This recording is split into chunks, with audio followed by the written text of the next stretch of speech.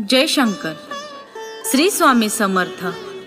प्रस्थान श्री शंकर महाराजांचे भाग 11. येल्लूमाईंनी आईचं चहा पाणी करून तिला औषध दिलं आणि त्या आपल्या रियाजाच्या खोलीत आल्या.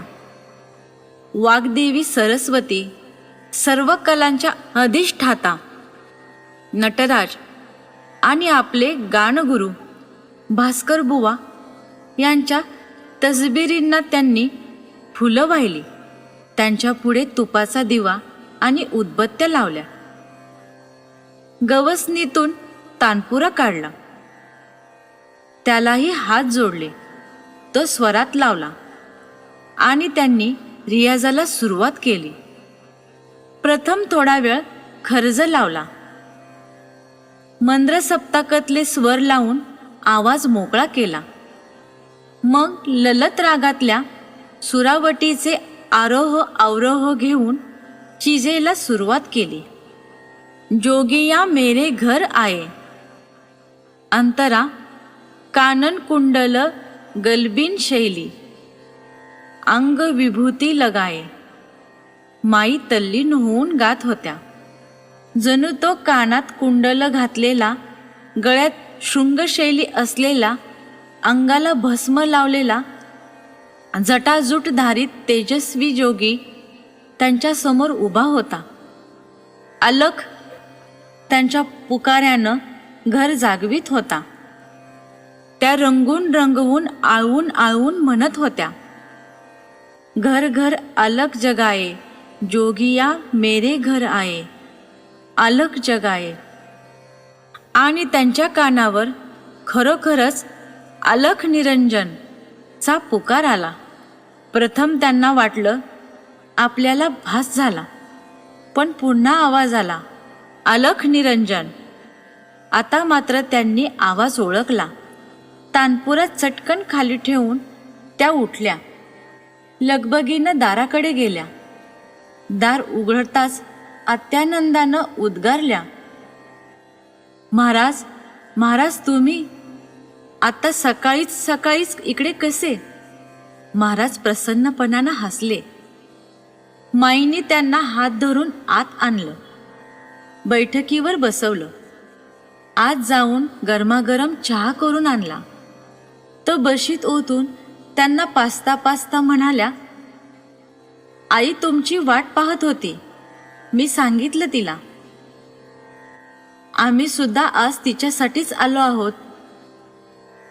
तिला उठवत नसेल तर? न उठवायला काय झालं महाराज? आई बैठकीत येत म्हणाल्या. तुम्ही आलेलं कळलं आणि माझं दुखणं पळालं. आई असं म्हणत होत्या खऱ्या, पण त्या खूप थकलेल्या दिसत होत्या. हा त्यांचा उत्साह होता महाराजांच्या दर्शनाचा, मनाचा. आईंना किती बोलू आणि किती नको असं झालं होतं. सगळ्याच वयस्कर माणसांची सवय असते म्हणाही, पण आज त्यांना विशेषच स्फुरण चढलं होतं. काही वेळानं त्या म्हणाल्या, महाराज, आज आता इथे जेवून जायचं हो.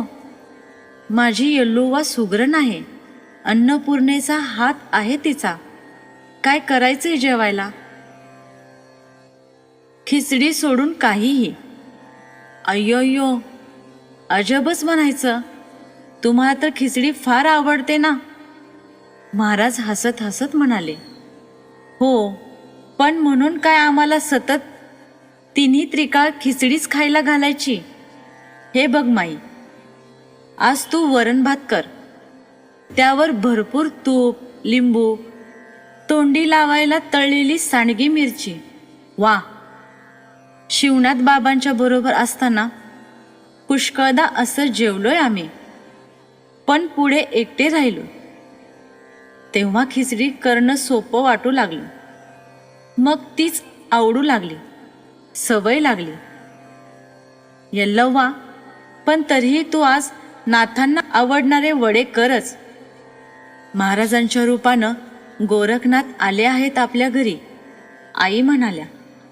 ते जेवणाचं मग बघू आई, तानपुरे सुरात लागलेत. आता गाणं होऊ दे. खाण्यापेक्षा आम्ही गाण्याचे भुकेले असतो.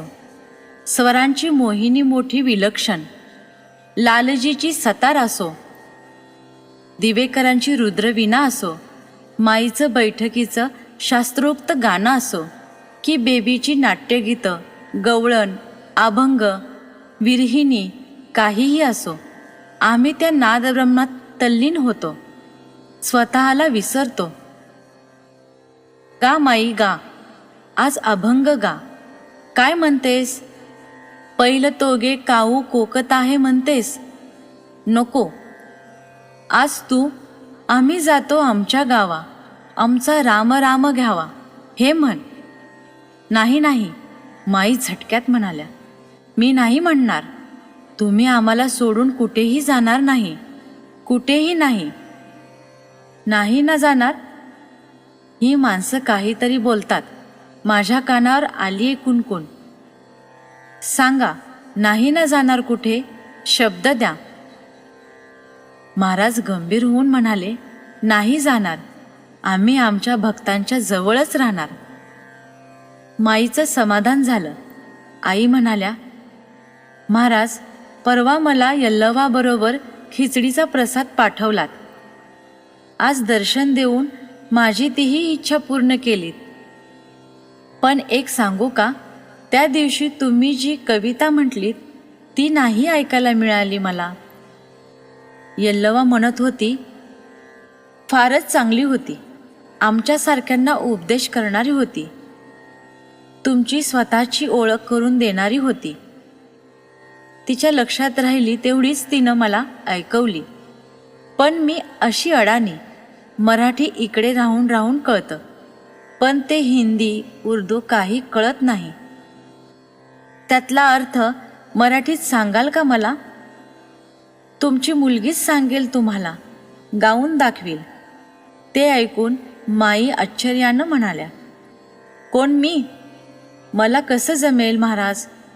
मी काही फारशी शिकली सवरलेली नाही. याला शिक्षण लागत नाही, याला लागतं समर्पण, पूर्ण विश्वास ठेव.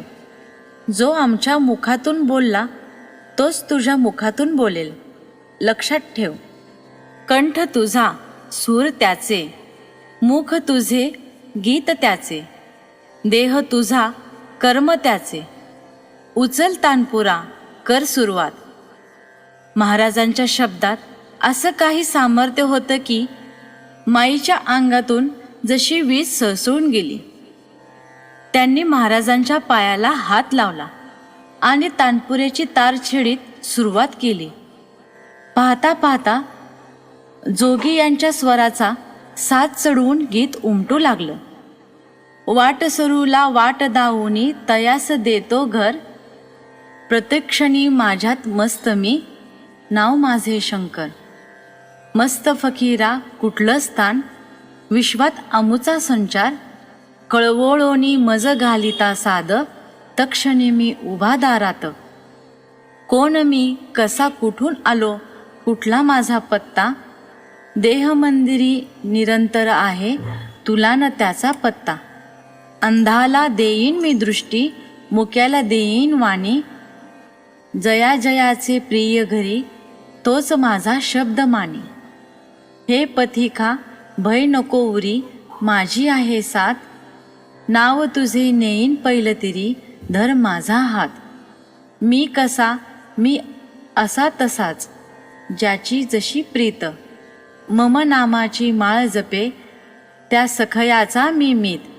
भगवान मी, मम नाम जपा, झालो योगियांचा योग, घर जाळवणी संसार उधळीला, हा पागल प्रेमाचा रोग. पळ पळ पळे नये हाता, काळाची वाहती धार, प्रियेचे स्मरण न होता, जीवन व्यर्थची जाय.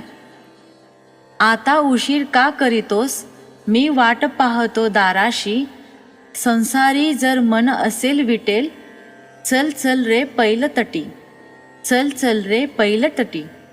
ऐकता ऐकता आईच्या अधू डोळ्यांना आसवांच्या धारा लागल्या. महाराजांचे पाय धरून गदगद स्वरात म्हणाल्या, मी संसाराला खरंच विटले आहे महाराज. खूप सोसलं. माझ्या एकच्या एक पोरीचं पुत्रशोकाचं दुःख पाहिलं.